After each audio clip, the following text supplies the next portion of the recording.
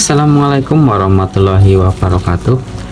Kali ini kita akan sedikit melakukan unboxing dan review SSD nya milik Vurrion.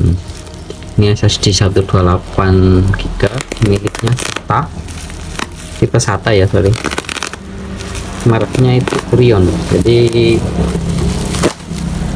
ini minyak Vurrion ini memang belum lama beredar. Fusion itu Vurrion setahu saya, ada keterangan Fusionnya, dan ini murah ya, ini murah, cuma 121.000 kalau nggak salah, itu 8GB. Di sini ada 118, jadinya 118.000 sama diskon. Ini bentukannya kayak seperti ini. Kalau dari segi boxnya ini lumayan menarik sih. Ini logonya bisa menyala-nyala, Vurrion Fusion. Nih 3D NAND flash 2,5 SSD. Di sini ada spesifikasinya. Untuk maksimal speed bacanya itu sampai 550 MB dan speed tulisnya itu sampai 510 MB per second ya.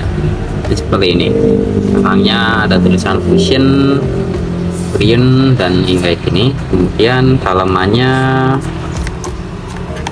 kita buka. Ini bentukan SSD nya seperti ini dalamnya. Ini depannya seperti ini, Fusion, ada keterangan berapa giganya, dan ini nggak ribet-ribet banget sih, depan atasnya seperti ini, dan di bawahnya ini ada keterangan serial number kayak gitu.